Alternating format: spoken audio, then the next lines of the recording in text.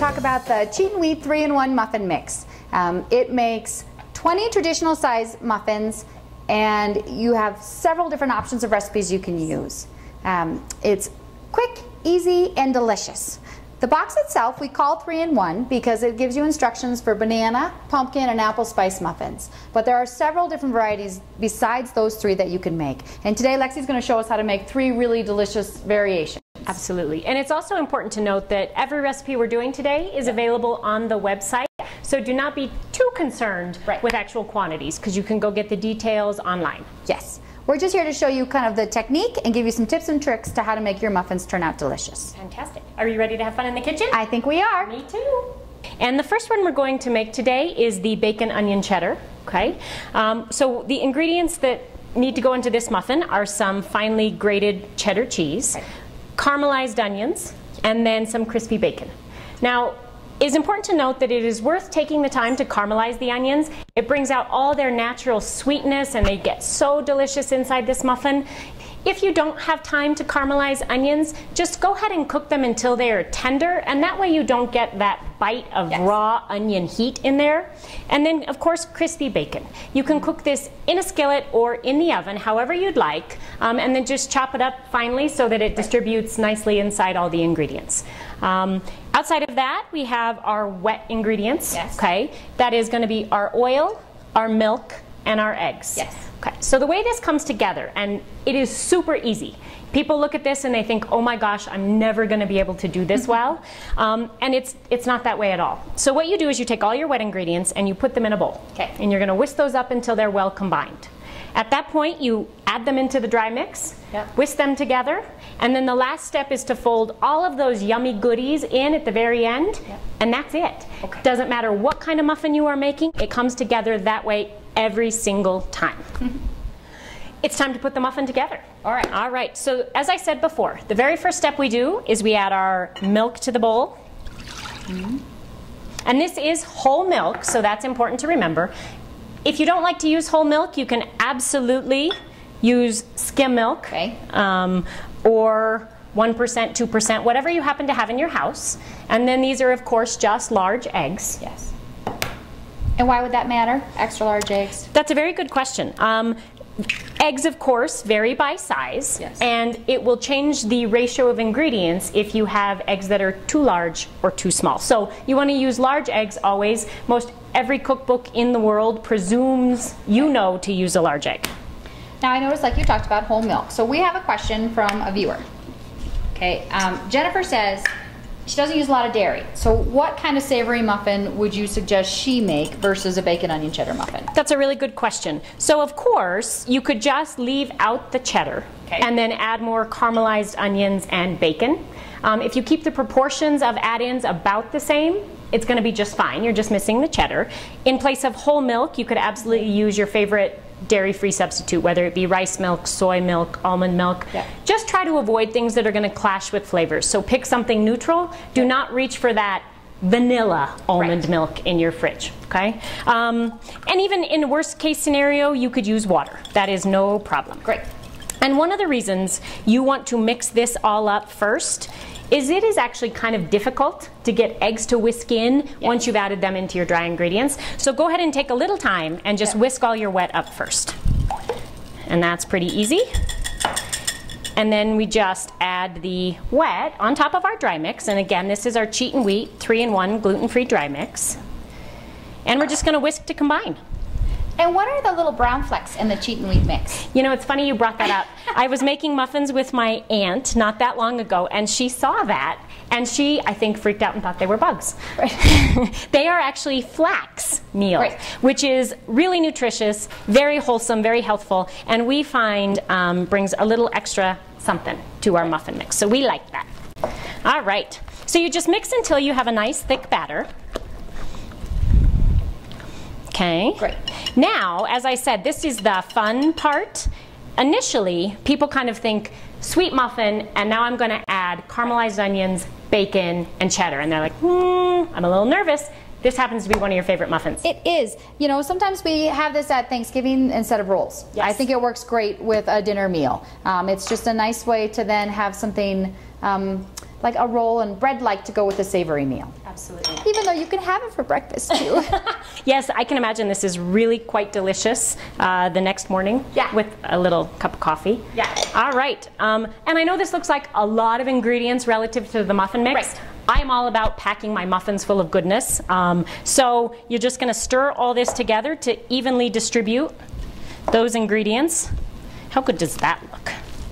And smells. I tell you, caramelized onions are one of my favorite ingredients in the whole world. I always have a batch in my fridge. I put them on burgers, I put them on sandwiches, I put them with my antipasti platters. I just love them. So one of the best things I think about this muffin mix is it really can become a place where you incorporate a lot of stuff that you already have in your fridge. Right. And this is just a prime example.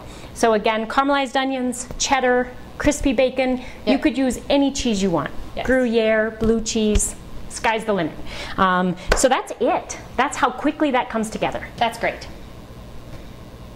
Now that you have your muffin mixed, it's time to get it in the oven. And one of my top tips is how to get perfectly uniform, evenly baked muffins every time. And I have to tell you, in that case, an ice cream scoop is your best friend. Now, there's a ton of different sizes of ice cream scoops, so you've got to find one that fits your muffin pans. But after that, that's it. Super easy. So all you do is you take your scoop, put it in a pan, and then you plop it inside the muffin. Now I like really bountiful, full muffins. I think our box tells you to fill them about 2/3 to 3/4 of the way full. That yields a beautiful muffin, of course. This is a fairly thick batter, as you can see, so it's not going to do that thing where it rises and then spreads over the top. So if you want to, go ahead and fill it a little fuller and it will be a nice bountiful muffin. Another favorite tip of mine is using these muffin liners. There is nothing I hate more than having a beautiful batch of muffins and then I can't get them out of the pan. And especially when you have something kind of sticky like cheddar cheese, it might stick to the pan no matter how much you grease or spray. So definitely use a muffin liner, and these can be found at every grocery store. And one great thing about this muffin box is that it really will make anywhere between 18 and 20 muffins of this size. So you get a ton out of one box. Yes. And you don't have to make them this size. We make tons of little baby muffins, and we also make loaves. So it's really what works for you and your family. That's true. And it's always tricky, right? People ask us, how many muffins do you get? Right. I don't know. Do you scoop like me and have a heavy hand? Or do you like a little smaller muffin? So I think 18 to 20 is a good estimate. Yeah. And we actually have another question. We have another question? We have another question. Who's it from this time? So Mary says, we only have 2 people in our house that eat gluten-free. Is it possible to make half of your box, and how do I do that? Okay, first, Mary, whether you're gluten-free or not, you're gonna love this muffin. Right. So everybody's gonna gobble them up because they are that delicious. That being said, you can make half a recipe. We tried to be very cognizant of the fact that most recipes in baking are divisible by the egg. Right. So this calls for 2 eggs, so half the box would be 1 egg, so it halves quite beautifully. That is no problem at all. The other thing that is important to note is, of course, these freeze great. Great.